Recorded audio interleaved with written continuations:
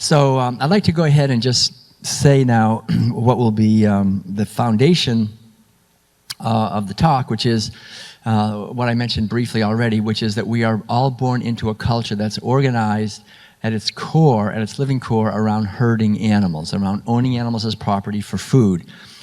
This is something that we don't teach our children, that we don't think of ourselves.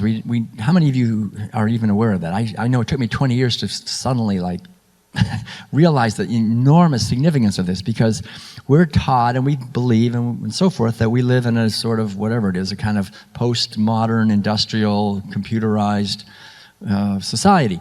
However, that's not true. I mean, we live essentially in a herding society. It's organized around owning animals as property for food, even though we're not personally, like perhaps long ago and far away people did, have a staff and be poking the sheep and the goats around. It's all industrialized and computerized, and the cows and sheep and pigs and turkeys and ducks and geese and chickens and so forth are all stuck away in these stinking sheds where they never see the light of day until perhaps one fateful day when they're taken out and killed. But this is a massive operation, and it defines our society completely. We have to understand this. It defines our society not only in the outer world, which I'll talk just a little bit about, but in the inner world as well. And that's where it's so connected to social justice issues, equality issues, and essentially, I think, the institutions in our society are all molded by this at a very deep level. So the basic sense I have is I'd like to talk for about just maybe 30 to 45 minutes, not go on too long here, and then we'll open it up for some questions. So it's a lot to cover. But one of the main ideas that is very critical to understand is just the historical perspective. So very briefly, what this is essentially that about 10,000 years ago, and there's really broad agreement about this, anthropologists don't argue about this, about 10,000 years ago, as far as we can tell, people in what is the eastern Mediterranean region of Iraq, sort of northeastern Iraq, seems to be the first place that people started owning animals as property for food, herding them. It was wild sheep, wild goats, shortly after, about 2,000 years later, wild cows, and this, from my point of view, really changed our human beings and our culture dramatically, the herding revolution. And it did 5 or 6 primary things that we still see happening. And the first and foremost, most obvious one is that animals were reduced. And remember, this was a slow revolution. It took probably many centuries, thousands of years. Very gradually this happened. And so animals who, it's pretty well, again, agreed upon that animals, non-human animals, were looked upon by people prior to the herding revolution with a lot of respect. Animals have enormous capacity. I mean, even I am amazed today, even by squirrels and mice, much less all these birds migrating, and the way they're just so capable. Anyway, people have had a sense of respect for animals, and they were considered mysterious and powerful cohabitants of the earth with us. But with the herding revolution, once you start owning a being as property, then their status really just tanks. It's like you pig, turkey, chicken, you cow. You can't get more disrespected than these animals, and because we're harming them. We all know this, so I don't have to tell you. When we enslave people or when we have enemies that we have to harm, we have to reduce them. So animals were reduced, and not just the animals we're imprisoning, but basically all animals in general, because even the free-living wild animals are now threats to our property. They may somehow interfere and harm, so we want to get rid of the prairie dogs, coyotes, bobcats, mountain lions, bears, crows. I mean, pretty much all animals have become an enemy. And Oregon, I mean, gosh, this is one of the worst places. I mean, the whole country is, but the USDA's Wildlife Services is literally using our taxpayer money to kill millions and millions of animals. Excuse me. So the basic idea is that, number one, animals are reduced, and we see this today. There's really a war against animals, and unfortunately, they're going extinct very rapidly because of habitat destruction and just being killed off and hunted. Number two, for the very first time, we had the arising of a wealthy elite class. And this has enormous implications. I'll just say briefly, there had never been this wealthy elite class before, but once you have people, these civilizations that are amassing large quantities of livestock, you have this accumulation by some people, some men, being much higher on the social hierarchy. And I used to teach college courses in the very oldest writings, the very first texts that ever appeared on planet Earth, the ancient Epic of Gilgamesh, the Iliad, the Odyssey, the ancient Old Testament writings, the ancient Greek tragedies, and these ancient works that go back about 3,500 years. By then, you can just read about it. It's in the books, right? You can see there's these kings, and they're kings, and they're powerful and wealthy, and they control all the institutions in the society. And why are they so wealthy and powerful? It's because they own livestock, capital.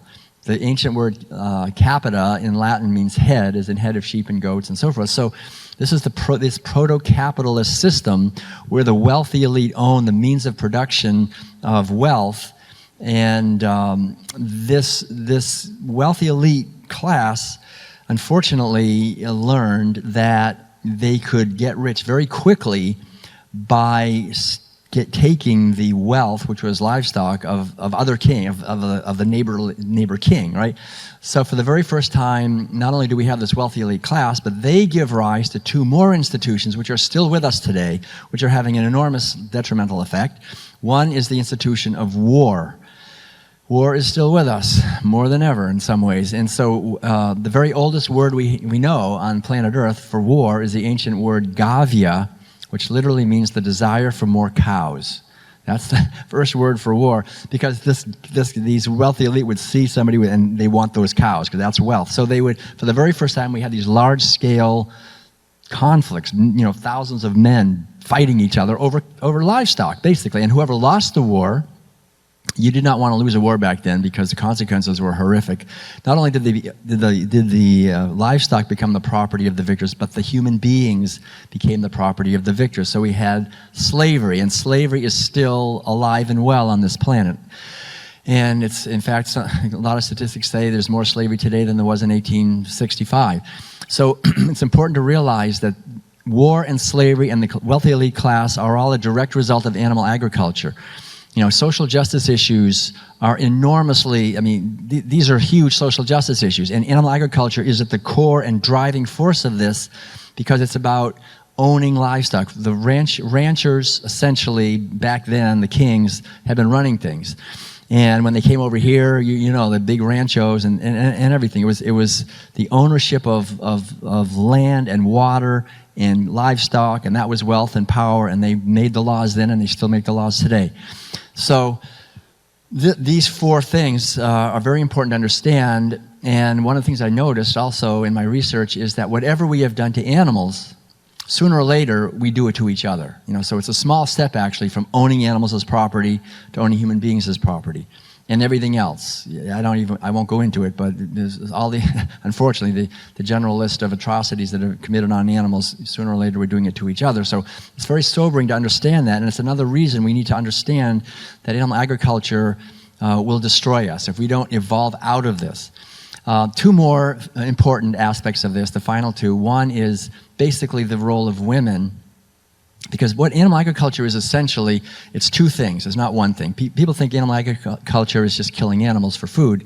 You can't kill the animals for food without the other thing, number two, which is breeding them. You got to continually breed. And the more you breed, the better, right? Because these are animals that the more you have, the wealthier you are. But the more you have, the more land you need, the more water you need. So it's this expansionistic, it's just inherent. I used to teach college courses in Plato, in Socrates Says in the Republic, and if we want more cows, if we want more livestock, we'll have to go to war. And they said, sure, we will.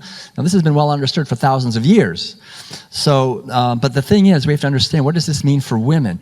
Women also were respected because they did something that men can't do, bringing forth new life.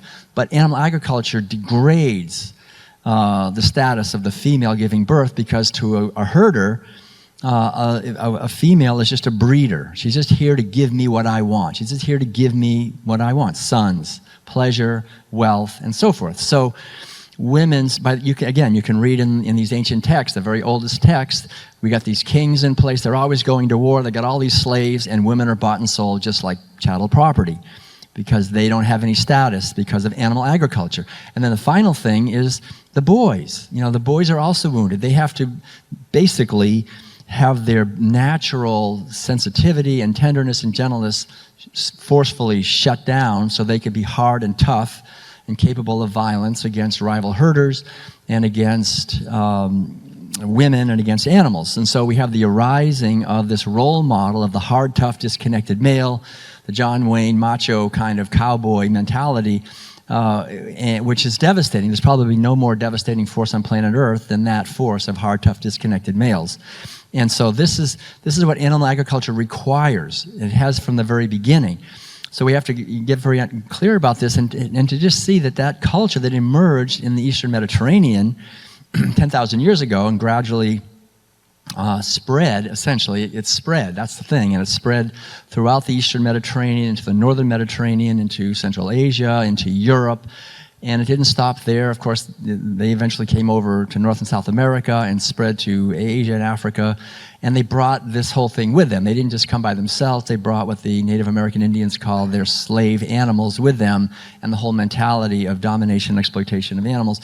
And so it's spreading still today. We see it. We were just in Africa. I won't go into it. I mean, it's wonderful to go to Africa and see the vegan movement, but it's really heartbreaking to see how the animals in Africa are being completely wiped out. The wild animals because Kentucky Fried Chicken and Burger King and McDonald's are moving in, and so now these animals, the zebras and the giraffes and the lions and all these animals are now their enemies. They want to get rid of them. The elephants, kill the elephants. They're interfering with our livestock. They're interfering with our fields. We want to kill them. So this war against animals, we can see it very clearly, and there's very little hope for these animals if we're going to continue with livestock. But the point is that that culture, that herding culture, is spreading today through the institutions we have today, through Kentucky Fried Chicken, Burger King, McDonald's, ConAgra, Cargill, Monsanto, and the World Bank and the IMF and the USAID and all these governmental, corporate, financial programs are all rooted in this. I call the whole thing the military, industrial, meat, medical, pharmaceutical, media, banking complex. Right? We have this complex, and it works very well to do what it's supposed to do. And what it's supposed to do is basically take 99% of the wealth and put it in the pockets of 1% of the people, or 1/10 of 1% of the people. It works very well to do that. That's what it's designed to do. So we have to understand that animal agriculture is where it gets its talons into us, into people and into ecosystems and so forth. It's through the activity of animal agriculture, the exploitive nature of exploiting and owning and enslaving animals by the billions, and dominating and exploiting ecosystems by the billions, and dominating and exploiting human beings by the billions. That's what animal agriculture is. And as long as anyone is taking out their wallet and paying for meat, dairy products, and eggs, we're not just exploiting animals, we're also being exploited. There's no question about it. Anyone who's eating animal foods is being exploited. This is not a behavior that anyone arrived at on our own. So it's very important, I think, to understand that all of us have been, in a sense, wounded by being born into this modern version of the ancient herding culture that's now a high-tech herding culture. The revolutions that we talk about, like the scientific revolution and the industrial revolution and the communication revolutions, were not revolutions in the sense they didn't change anything at a deep level. We can kill and eat more animals faster than ever. But the herding revolution really did change everything. And so what I think we're working for now, what we're dedicated to, is a revolution or an evolution, a benevolent evolution beyond herderism. The herding mentality and what herderism is completely toxic. There's nothing in it that can help us. It destroys and erodes all dimensions of our health as individuals, as a society, ecosystem, psychologically, spiritually, ethically, on every level, because it's based on violence and abuse and exploitation and oppression of other beings. and yet it's somehow portrayed to us as some kind of nice thing, right? I remember growing up and it was like the hamburgers and the hot dogs, those are my friends, they're delicious and nutritious, that's how I get my protein, and the cheese and the milk and the eggs, that's how I get my calcium and all the things I need. And so really we have to understand that these narratives are completely false, and they're not only exploiting animals, and I would not have to explain this to you if you were cows and pigs and chickens, right? This would be very obvious. But since we're born in the entitled level of human beings, we don't realize not only how our system is devastating them, but how it wounds all of us. So the basic idea is that when we're sitting around the table from the time we're little kids and we're eating meat, dairy products, and eggs as a regular ritual in our family, we're not just eating foods that are actually quite toxic, and we can get into that a little bit. That's not the main focus here. But what is the focus is that we're not, besides eating foods that are toxic, we're eating attitudes that are toxic. But we don't know that. We think they're invisible. The whole thing is invisible. It's ritualized, so it's invisible. And so it's important to understand. I have a PhD in education, and one of the things that that we understand in education, although it's not really discussed that much, is that there's at least two levels of going on in a classroom at any point. There's the learning of content, which is like we're teaching geography or we're teaching mathematics, so we're teaching the kind of material that we test the students on, right? We test them on whether they really learned it. But there's a deeper level always going on, which you never test anybody on. It's called the paradigmatic level. Students in school are learning the underlying paradigm, the underlying pattern of relationships in our society. What I'm learning when I'm in school is that I have to compete with other students for a limited number of high grades. That I have to bend my will to authoritarian power structures. This is what we don't test anybody on, but this is what we really learn and we never forget. This is what gets internalized. It's the same thing with food, and this is important to understand this. It's like cultures really only do one thing. Essentially, cultures transmit their values and norms, traditions, and so forth from generation to generation. So every culture does that. There's no cultures that don't do that. So don't think you can ever have a situation where we're not being programmed and indoctrinated. We're all going to be programmed and indoctrinated, whether we're born here or in the Amazon or an Eskimo village or wherever it is. So that's the thing. We're always being indoctrinated, but what is the quality of the indoctrination? What is the actual thing? See, anthropologists understand that the primary way that any culture transmits its values from generation to generation is through the rituals of that society, and every society has rituals, and the main ritual in any society are meals, when people sit down and eat food together. So this is what I'm pointing at. This is a ritualized behavior. So if I'm sitting down at the table and I'm eating meat, dairy products, and eggs, I'm eating a set of attitudes, a whole constellation of attitudes that are directly connected to social justice issues and the other problems we're having. So I'll talk about a few of those. Number one, we're eating an attitude, this is very obvious, I think, of disconnectedness. The underlying message of every meal essentially is the hidden paradigm is don't make the connection. That's the underlying message. Don't make the connection. What you're eating is a hamburger. What I'm eating is bacon. If my mother, when we had bacon, I was always the first one at the table because I loved all that salt, all that fat, yum, yum, yum. That was really good. I was the first one. We're having bacon, yay. If my mother had told me what bacon was, like the Taoists say, we should call things by their true names, I probably wouldn't have been so enthusiastic, I don't think.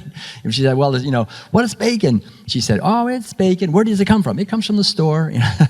We don't really know what it is. We're taught to basically disconnect. But if she had said, well, we're eating the flesh of an animal, a pig, who was hyper-confined her entire life, so she couldn't even turn around, and she was literally banging her head against the bars, driven into insanity by this horrible treatment, and then they would steal her babies and all of that. And one day they hung her upside down and they cut her throat and she was bleeding and screaming and, we're going to eat her flesh. I would have said, what? I don't want to hear about that. You want me to eat? Come on, Mom. You want me?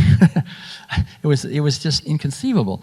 But the thing is, we don't know what it is until it's a little bit too late. But the underlying idea is that every meal, essentially, when we're eating animal foods, is a ritualized teaching to disconnect, to not make connections.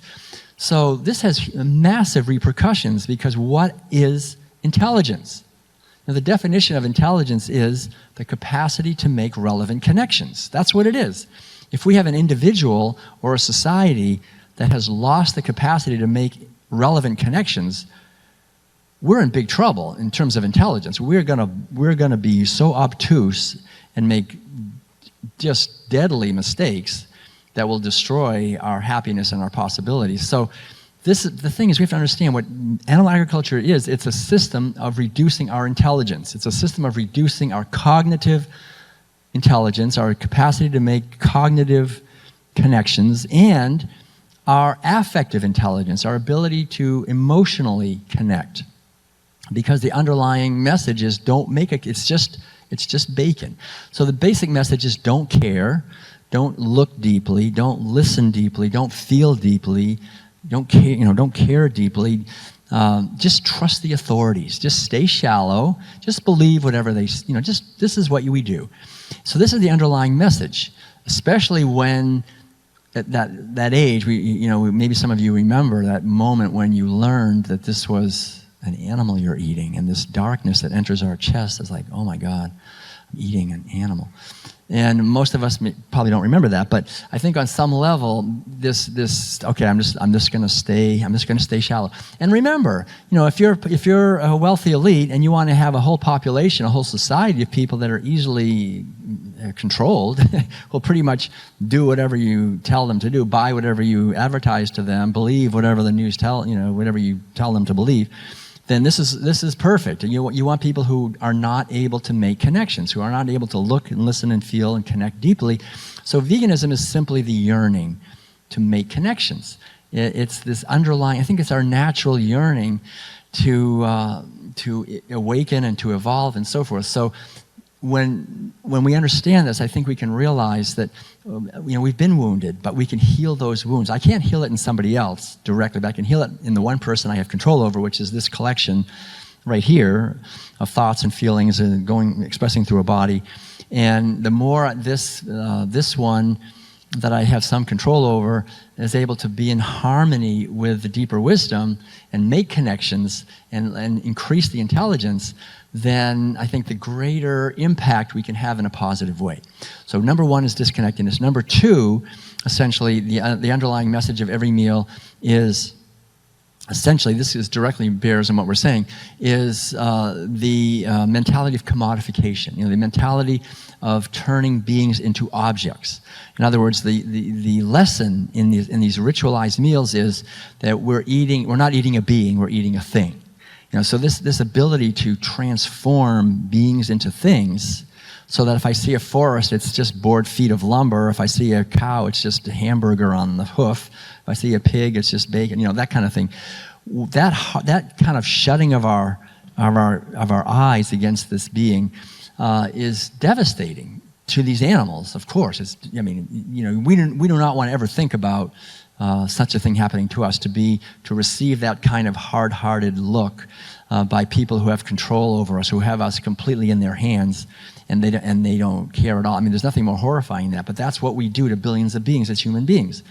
And I think we would all agree that if somehow some so-called superior species appeared here on Earth and looked at us like we're just tasty morsels to eat and sold us by the pound, this is the thing that really, when you think about it, how in the heck can we consider ourselves evolved, or I don't know what we consider ourselves, when we are selling beings by the pound, right? Their value is determined by how much they weigh. We live in a society where that's acceptable, where cows and pigs and chickens and fishes and the other animals, their value is determined by how much they weigh. Can you imagine being looked at? Your value is determined by how much you weigh, the sheer materialism of that, the grossest materialism you can ever even imagine. It doesn't get more bizarre and gross than their value is. I'd say, but wait, I can play the piano. Doesn't that count? Or I can paint. I'm pretty good at chess. No. We sell you by the pound. Nothing else matters. We're just going to eat you. We would think that this so-called superior species was incredibly primitive. And what the heck? How can they call themselves superior when they can't even see anything? So this is the woundedness. This is the depravity of this culture that we don't even talk about, that we just allow to go unchallenged. But how is that even possible, really, when you think about it? I mean, how can this happen? But that's what's going on every day by the billions. There's 70. I always say we kill 75 million animals every day for food, and until I realized that's a gross underestimate. But even 75 million animals every day for food, just in the United States alone, is almost inconceivable. The vast dimensions of the huge industrialized killing machine that we have been born into. We didn't create it; it was already going. So, but we've been born into it, and we've been programmed to keep it going. So you have to understand that when we're born into a system, a machine that's killing 75 million animals a day, and we're trained by every institution and every individual in that system to be part of the same system of violence and exploitation of other beings, then it wounds us very deeply, psychologically and spiritually, and we are forced to agree to and to embody these attitudes of disconnectedness, of commodification of life. So again, what veganism is simply, it's no big deal. It's not being any better than anyone else. It's simply coming home to our heart and coming home to our own eyes. Our eyes that see, when we see beings, we see beings. And this is, again, it's nothing to be proud of. It's just our natural eyes. Unfortunately, we've been all wounded on some level where we've learned to, when we see a being, we make some kind of categorization. We put them in a category, and then we say, oh, we don't care about them. So the whole idea is to see that wound and heal that. So what veganism is essentially, it's yearning and doing the best I can to create a mentality and a way of seeing of radical inclusion, to include not just my group, whatever that is, or my nation, or so forth, but even all human beings and even all living beings. And the more we expand our sphere of concern and caring, the more we create a foundation for peace and harmony in our world, and also, ironically enough, for happiness for ourselves. This is something I think we all know a little bit. Perhaps if you're in this room, you're already pioneers, I think, in this, because that's why you're here. You're leading the way to this, and this experiment, this adventure of expanding the sphere of compassion and to include all living beings. And that's something I think it's really important to understand, is that our life on this planet is an adventure. It's a fantastic adventure that we all have an opportunity for a few years here to contribute to the healing of our world. And I think a lot of times it's easy to forget that, to think, oh my gosh, there's so many troubles here, and I don't know what's going to happen, and what's going to happen in the future. Are we going to make it? People ask me that. I say, I don't know, but I do know that I've got one day right now. We wake up and every morning we have another day. We never know when we're going to leave our body, right? We never know when that's going to, but it is going to happen. And if we can live very healthy lives and eat really healthy food and eat a lot of sprouts. Maybe if we really do a great job, maybe we get 9 or 10 or maybe even 11 decades. Maybe, the oldest woman in the world, they interviewed her recently, and they said, so what's it like being 118 years old? And she said, it sure went by awfully fast. So that's the thing. Our life goes by quickly. So to just have this feeling, I think, every day that I've got another day and I can do the best I can to be part of the solution rather than being part of the problem. To be part of the solution to living and creating and co-creating really together a more awakened and kind and compassionate and caring situation for us human beings. So it means questioning these attitudes that were injected into us. And even if we're vegan, a lot of people think, well, I'm a vegan now, I'm perfect, I don't have to do anything. Everybody else is the problem, I'm not the problem because I'm vegan, they're the problem, they're not vegan, so I got to change them. And I think I want to question that, because I think it's very important to realize that there's no such thing as a static state of veganism, like now I'm done. It's a never-ending adventure, a journey of awakening and deepening and becoming more capable of embodying what veganism is and being congruent. Because what is veganism? I think the closest word to it, in some ways, is the ancient Sanskrit word ahimsa, which means nonviolence. And basically, nonviolence, another way of saying nonviolence or non-harmfulness, is loving kindness and caring. These words, mercy and tenderness and gentleness and so forth. This basic wisdom is really in the wisdom teachings of the world. It's really very embedded in most of the world religious teachings. And the basic idea is essentially whatever I want most for myself, to give that to others. And if I want to be more loved, then to be loving. If I want to have more abundance, then to be generous. As we sow, we reap. As we put out, comes back. The golden rule teaching. It was so great being in China recently, a few months ago, in the city of Chufu, which is really the main place where Confucianism grew up. It's where Confucius lived. And 500 BC, 500 years before the Common Era, Confucius, one of his analects that he spoke and they wrote down was, "Do not do to others what you would not want to have done to yourself." And this is the foundation, essentially, what we're doing to animals. And how many of you at some point have had a companion animal, like a dog or a cat or something? Right, a lot of you have. So you know exactly what I'm saying. These beings are beings. They're not just an apple or a tomato or a sack of cement or a stone. They're a being with interests, whose interests are to her as important as my interests are to me. And she doesn't want to be locked in a closet and not allowed to leave and live in her own excrement, or these things that we do to cows and pigs and chickens. And so when we understand that, we see that these beings are worthy of our kindness and concern. And yet, we're raised in a culture where that basic understanding is repressed when we make these categories of food animals. So the underlying idea in all of this is to reconnect with the inner wisdom that's in us, and also with the deep level of the wisdom traditions, and connect with the attitudes that can give rise naturally to social justice, healing in the social justice areas. So those are two. I've named two now. I'm going to name two more. Disconnectedness, commodification. The third one is entitlement.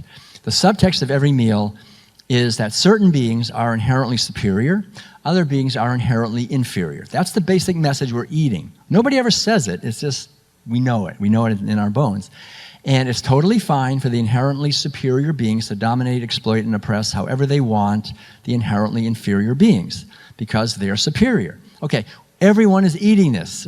And so if everyone is eating this every day, then we have a very powerful, deep river of programming that's coursing through all of us. Even if we're vegans, it's still there. It explains a lot of why we have quite a few conflicts within the vegan movement, because that programming, even if we go vegan in the outer, what's going vegan? So I'm not going to eat meat, I'm not going to eat dairy, eggs, wool, silk, leather, no rodeos, no circuses, no animal tested products. That's fantastic. I mean, that's wonderful. But the deep attitudes can still be in us. So the whole idea is to root out as best we can, or transform these attitudes. And the attitude of entitlement or superiority and so forth is very deeply embedded in us, in our society, because we're humans and they're animals, and we're above the earth, and we sit on chairs, we don't sit on the ground. And I mean, it's in Western culture, in the language, in the syntax, in everything. It's so interwoven. Yeah, because of the herding culture we're raised in, and the language and the structures, the social structures, the expressions in our verbal and linguistics and everything. So it's really important to be mindful of our thoughts and our feelings and our attitudes and the inner voices that are happening. That's why meditation is so important, so we can get clarity about who we are and realize that what we are has been, in many ways, I realized this when I was in a Zen monk in Korea, after doing thousands of hours of just sitting in silence. It's kind of like this awareness that my mind had been colonized. Really, that's the feeling. It's like I was born, and at a certain point there can be a realization that our consciousness, essentially, I think this is really true of all of us, is essentially like the sky, in the sense that it's infinite, eternal, and clear, and luminous. And it's self-existing, essentially.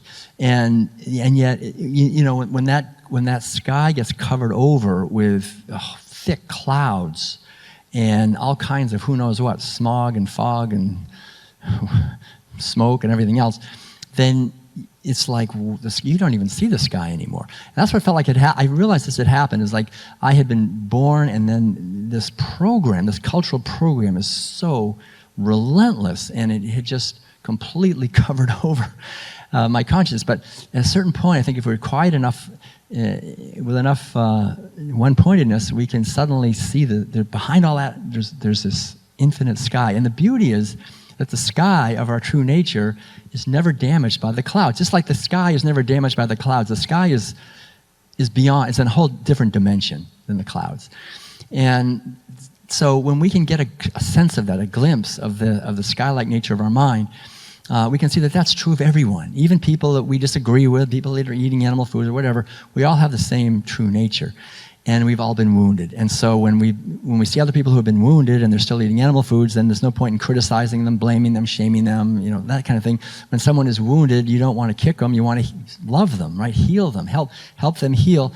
And we can talk about how we can do that, but the basic idea is to use our capacity to speak our own truth with love and respect, because that's essentially what veganism is at its core. It's love and respect for all expressions of life. So veganism essentially is a yearning to get out, to somehow heal all three of these that I've mentioned so far: disconnectedness and commodification and entitlement, and not have a position of privilege or elitism as best we can to look beyond the outer surfaces of appearances of race and gender and species and all these things, and see the light, see the being, see the infinite sky that's present, and love and respect that in all expressions of life. That there isn't any hierarchy, essentially, that we can connect on a deep level and see the interconnectedness of all life. And when we do that, and I think in order to do that, we need to really do it within ourselves. And as we do that, we create a healing in our society that can expand. We can create communities of kindness and caring. The final one I'm going to mention, there's really quite a few more, but in interest of time, I'll just mention this fourth one. The fourth attitude that we it really, unfortunately, it's sort of like it's injected into us with every meal by every institution in our society also, is the mentality of the domination of the feminine. And that's very important to understand, because animal agriculture, like I said earlier, is not just about killing animals, it's about impregnating them against their will and stealing their babies. So what that means essentially is that it's breaking the bond between the mother and her offspring. And I think this in some ways could be seen as the original sin of our society, the really core thing. I think we all know in our bones, if there's something we should respect and not mess with, it's mothers giving birth to babies and then nursing those babies and loving and nesting and nurturing and caring for those babies. But animal agriculture does not allow us to do that. If we're going to own animals for food, we need to impregnate them as often as possible, and you see this. I mean, I remember being on organic dairies. I mean, as soon as the mother cow, the cow gives birth to a baby after a 9-month gestation, she wants nothing more than to love and nurture and nurse her little baby. That's never going to happen. That's not your baby. That's my baby. I own you. I own your cow. You're a calf. And I'm going to steal your baby and kill your baby, and I'm going to impregnate you again on the rape rack. And when you're giving birth to another baby, I'm going to take that baby and kill that baby too. And then eventually, after a few times of that, I'm going to kill you too. So this is the basic mentality. It's almost inconceivably violent that we see these beings as mere breeding machines, and we steal everything from them without any compunction. We steal their babies, we steal their time, we steal their lives, we steal their purposes. We steal everything. And this does not go unpunished, in a sense. I mean, there are ramifications to this. There are repercussions to this, and it's the fact that we can't make connections, so we don't see it. We don't talk about it. This should be headlines in every newspaper. It's completely covered. It's invisible. Until the World Peace Diet came out, this was completely undiscussed territory, because what we do to animals, we do to each other. And the problems that we have, it's so interesting, the problems that we have in the human world, all of them we're inflicting on animals. And it comes back to us, and we like, gosh, how can we try to get our scientists to solve the problem, or governmental officials to solve the problem that we're inflicting on animals. For example, when we have, look at the health problems, for example. We have a rise in obesity. I mean, every year it goes up. There's never a year when obesity doesn't increase. And no matter how we do public education, we do this, we do that, it never works. Okay, what are we doing to animals? We have whole armies of scientists. That's all they're paid to do, is to figure out lighting schedules and hormonal additives and feed additives and breeding. To do what? To make animals as fat as possible, as quickly as possible. That's the whole goal of animal agriculture. Why? Because we're selling these animals by the pound. We want them fat. as fat as possible, as quickly as possible. So chickens, I mean, we're just 10 years ago, chickens were fat at the age of 45 days. Now it's down to like 38 days. I mean, they're like, if they can fatten them up faster, up to make them balloon. And so we sow seeds of obesity in billions of animals. How are we not going to get obese ourselves? I mean, as you sow, so shall you reap. And that's true for virtually all of the diseases that are afflicting us on every level. The osteoporosis, for example, all these poor cows that have osteoporosis. Why do they have osteoporosis? Because they're forced to overproduce milk, which sucks calcium and magnesium out of their bones. And so these poor downed cows, they can't even walk because their bones break, and they have to be pushed and lifted on forklifts, and all this horrible violence to these poor cows because they have severe osteoporosis. And so we inflict that on these animals, and we get an epidemic of osteoporosis. And cancer is another one. These animals are all... Cancer is rampant because they're living in filth and they're eating toxic food and all kinds of chemicals. There's over 10,000 different chemicals approved and hormones and antibiotics to be used on these poor animals. So they're full of cancer. And of course, we sow it in them. What do? We get the cancer epidemic. It's a big business. $200 billion a year in the cancer industry. Makes a lot of money. It's very profitable. It's good for the banks, good for the corporations. So you have to understand this is all good from the point of view of the wealthy elite.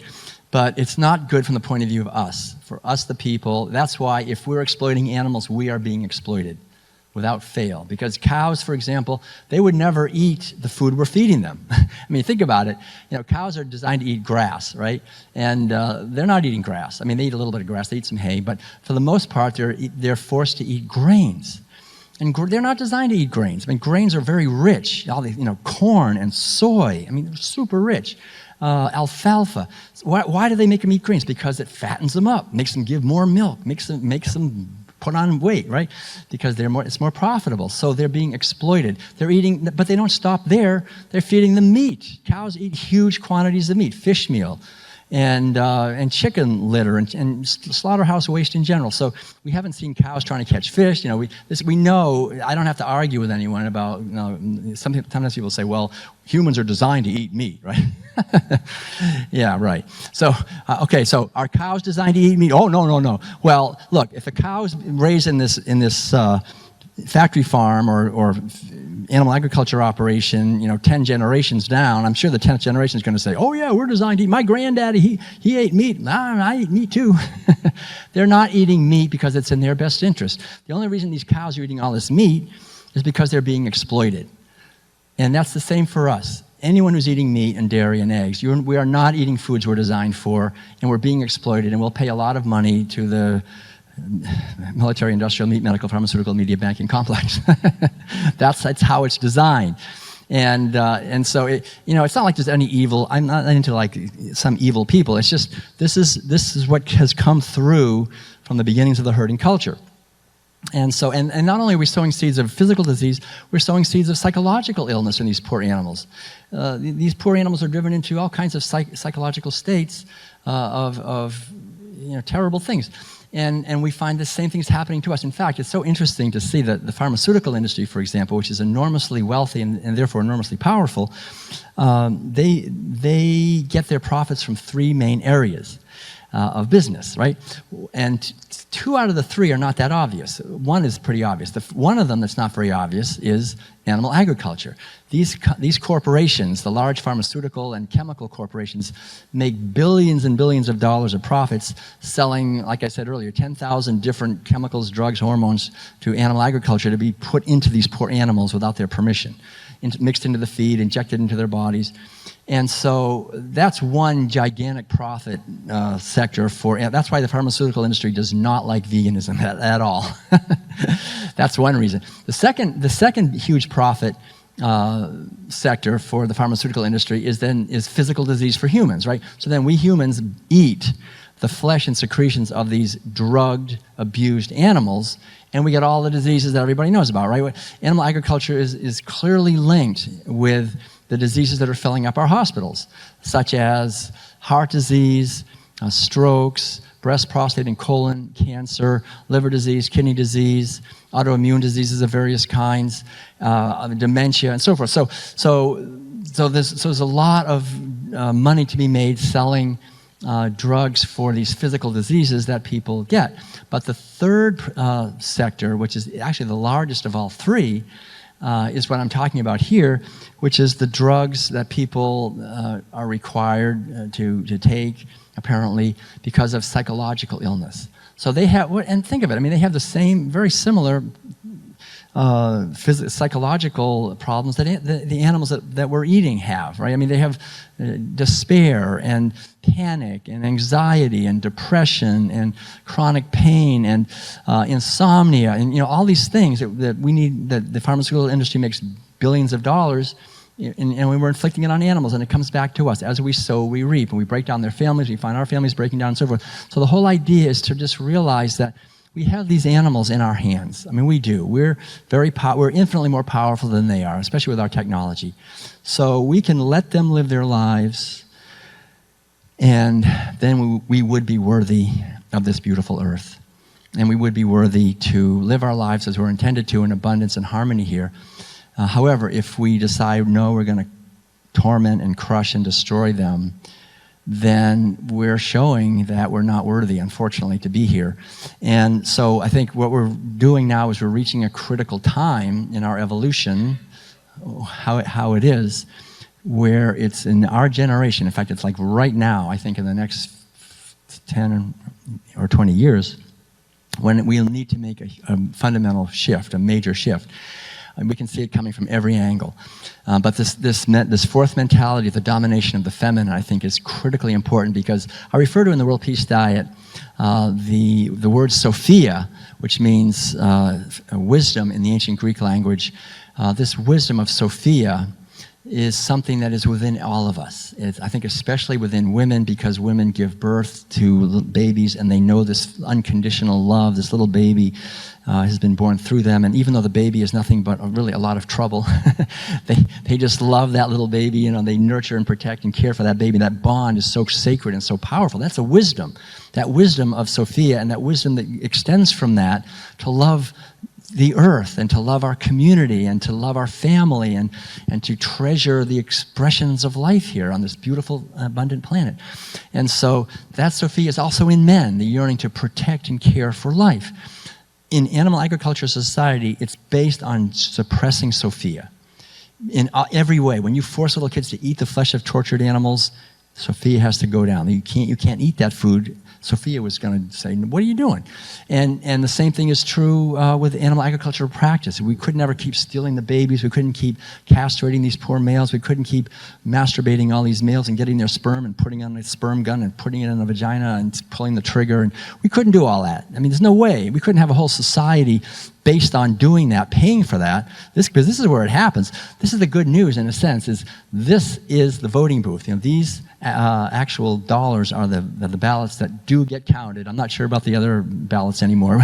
These ballots always get counted, and they do their bidding, right? If I pay for meat, dairy products, and eggs, I'm paying someone somewhere to do what I just said, these horrific acts against animals. So when we're buying the food, that's really when the crime is committed. It's the actual purchase of the food. It's when the blood hits the wall and the poor female gets her baby stolen and all these things.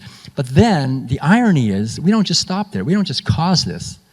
Then we turn around and we actually eat it. I mean, what are we thinking? And we don't just eat it, we feed it to our children, these innocent children. So it shuts down Sophia, slams it shut. And so when Sophia's shut down, then, who's going to stop corporations from cutting down all the rainforests? Who's going to stop corporations from invading into our children's lives with products that are based on pornography and violence? Sophia would jump up and down and say, stop it, stop it, stop it. What are you doing? These are my kids, this is my earth, stop. When Sophia's shut down, nobody's going to stop anything. You've got people eating animal foods with no Sophia. Who's going to protect this earth? I mean, what is it arising in us if animal agriculture destroys that fundamental nature? Who's going to protect the innocent, the vulnerable? We create, animal agriculture is about creating categories in our minds so we can justify violence. That's the foundation of all social justice issues.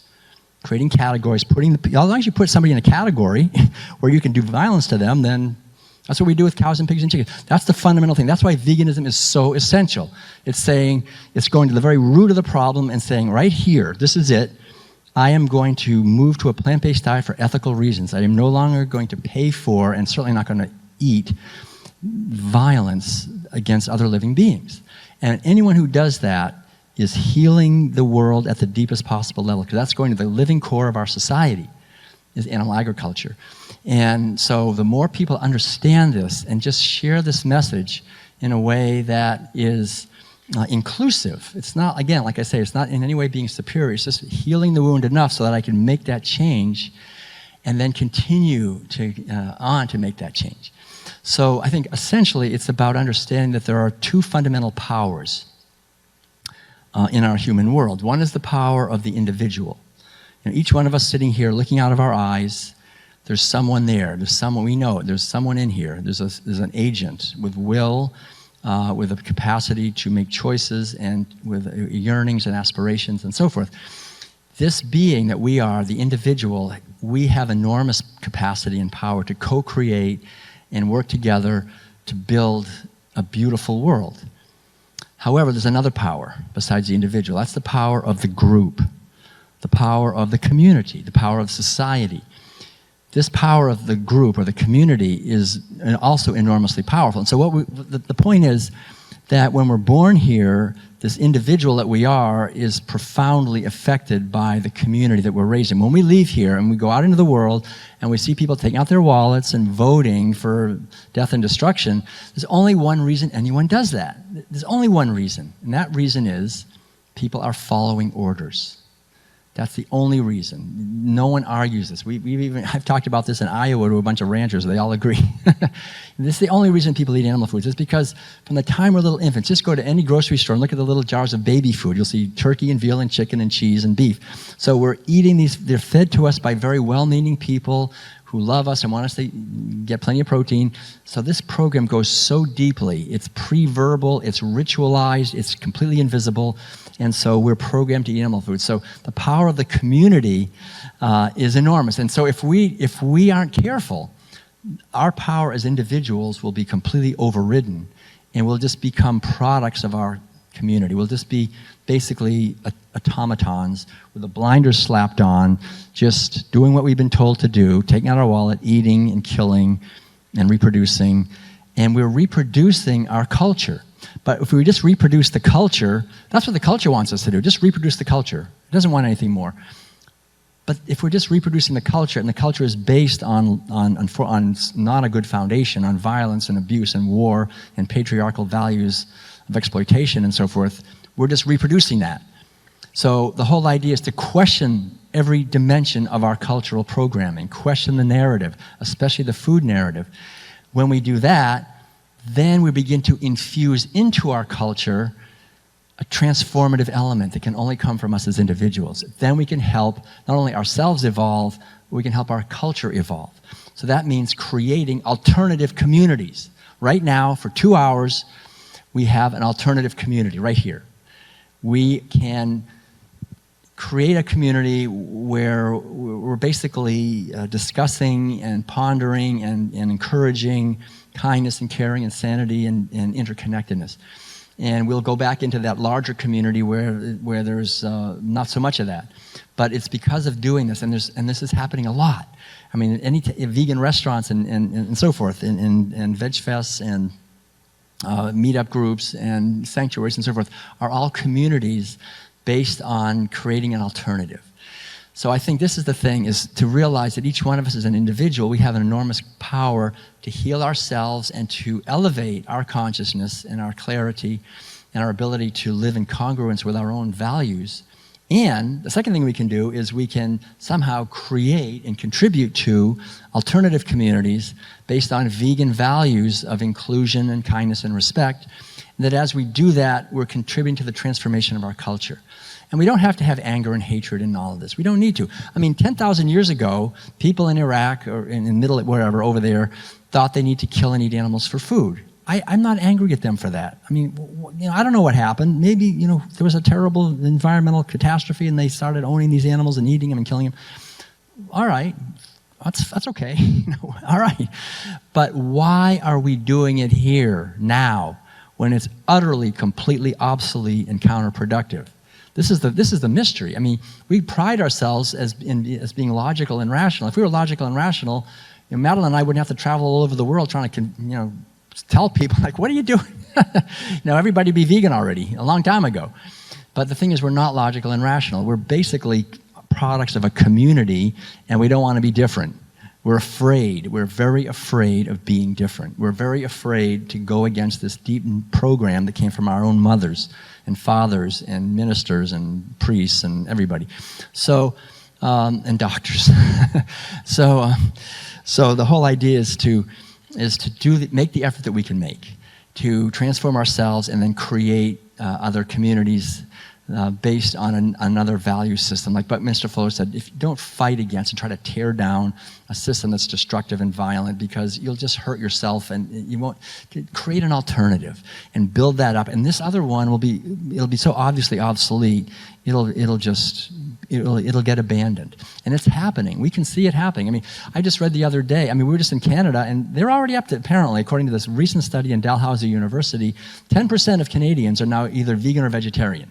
This is really very interesting. It's really going up, and I think the same thing, I'm sure, is happening here. There's a tremendous positive change that's happening in terms of the awareness of human beings on this planet to the consequences of animal agriculture for our physical health and for our cultural health and for the environment. So at the deepest level, when we're talking about our cultural health, which is really the focus of the lecture today, social justice, we have to see how that's connected with our own individual psychology and the attitudes that we have as individuals and how they outpicture into our world at large.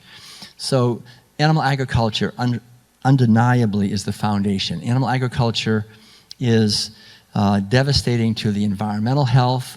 And by the way, environmental health, the devastation to the environment, that contributes enormously to social injustice. It's the people who have less money, essentially, who have less privilege, who are being most harmed by global climate destabilization, by water depletion, by water pollution, by air pollution, by petroleum depletion and the rising cost of petroleum. Everything so everything hurts the people who have less much more than people who have more. And animal agriculture is the most environmentally destructive behavior that human beings engage in by far. There's nothing comes close to animal agriculture in terms of just destroying the planet on every level. We're cutting down rainforests at an acre per second right now. We're not just destroying the rainforest, we're wiping out indigenous communities, we're wiping out habitats, we're wiping out everything. The oceans are being destroyed so severely that oceanographers are saying that by the year 2048, there won't be any fish left, basically, if we continue on the path we're going. So I won't talk any more about it, but just essentially to understand that's harmful. That's a huge social justice issue, environmental devastation. And then secondly, cultural devastation, because even though every year we grow enough food to feed everybody on this planet, we waste it. Most of the food we're growing, we're feeding to the imprisoned animals. So even though we grow enough food every year to feed 10 billion people, 11 billion people, and again, no experts argue this, they all agree, we have 7.5 billion people, and yet we have roughly 1 billion people starving. This is an enormous social justice issue, just that basic fact. So the fact that how does that happen? Essentially, it's because those of us who live in industrialized nations, it's not difficult for us to drive up the price of grain on the world market and feed the grain to our imprisoned cows and pigs and chickens and fishes. But people who live in less industrialized nations of the world do not have high-powered economies, and we have just priced the grain beyond their means, and these people are being forced off their land by large banks and corporations and governmental programs, U.S. governmental programs usually. And so they're pushed into the cities, and so they've lost access to the land, they've lost access to food, they have to buy the food, and they're starving, they're going hungry, and it's well understood that food shortages are the primary driving force behind war and conflict in the world, and food shortages are also a manifestation of rampant injustice. When you have a mother whose babies are in her hands and they're starving, and not far away there's other people who are taking most of the grain and most of the water and most of the petroleum and creating most of the pollution, and that's exactly what Gandhi said. He said there's enough for everyone's need but not for everyone's greed. animal agriculture and eating animal foods is a manifestation of really the most intense form of greed, because it's not necessary. It's very harmful. I mean, I've been a vegan for 38 years, and it's just liberating. And in general, I haven't had health insurance in 45 years.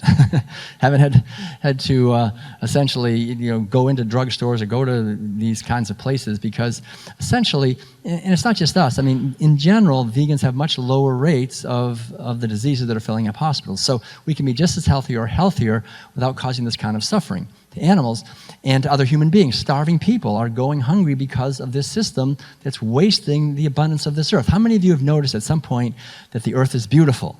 Anybody notice that yet? Yeah, how many of you never raise your hands? Have you? Now, we all know the earth is beautiful, but the earth is also abundant, and I really want to emphasize that. We can easily, and this is such good news. I mean, the basic idea is we can feed everyone on this earth on much less land. According to the National Academy of Sciences, it takes 12 times as much land to feed someone eating a standard American diet as someone eating a vegan diet. 12 times. So it's not just twice as much or 3 times as much. Isn't that good news? We can drastically reduce our environmental footprint. We can drastically boost the amount of grain and food we're growing and feed everybody. Can you imagine the great celebration that will break out on planet Earth when everybody is fed, no one's hungry? It's well within it's totally within our grasp. And so we have to understand that animal agriculture not only reduces and devastates the outer world, like the environment and our culture, but even worse, it damages our inner intelligence, so that we just don't have any effectiveness in solving these problems. We can't make the connections. We just kind of blunder along and spend most of our money creating bombs and use machines to cut down rainforests. So the whole idea is to realize that animal agriculture is devastating the outer world, but it's devastating the inner world even more. And each one of us can work to heal that. Also, animal agriculture, in terms of our culture, besides causing violence to people who are hungry, also violence to the workers. I mean, some of you have visited these places, these horrible places like farms and stockyards and shipping places and slaughterhouses. But just to see these workers, these workers have the worst, they're like the lowest caste, essentially. They have the worst jobs, where they can you imagine a job all day just stabbing, or just kicking, or just shocking, or just impregnating, or just masturbating? I mean, but if I take out my wallet and pay for meat, I'm paying people to do work that brings out the worst in them. They have the highest rates of injuries, and unfortunately they have the highest rates of suicide as well, and drug addiction, alcoholism, spousal abuse. So we have to realize that what animal agriculture is, it's nested, ever-expanding webs of trauma inflicted on animals and on wildlife and on workers and on hungry people. And trauma in society is a contraction that is going to come out as racism, as sexism, as ableism. It's this trauma. So what we're doing with veganism is essentially giving love and caring to the very root of the problem, and sending our love as best we can in a practical way by no longer paying for that and contributing to that, and creating alternatives like we had in this room over here, these delicious foods that take so much less land and water and petroleum and so forth. And when we do that, we're part of the solution. And we can all be that. It doesn't mean as vegans we're perfect, right? There are still vegans who are vegan and are still racist or sexist. I mean, that's the whole point. We have to understand that going vegan is not the end. Some people think that. As I mentioned earlier, I'm vegan, so I'm not the problem anymore. It's those people over there, they're the problem. So I really want to encourage all of us. I'm going to stop here because I think I'm done. Okay, I'm going to stop right here. Thank you all very much. Much love to you, and I really appreciate everything you're doing. Thank you. Thank you very much. Thank you. Thank you.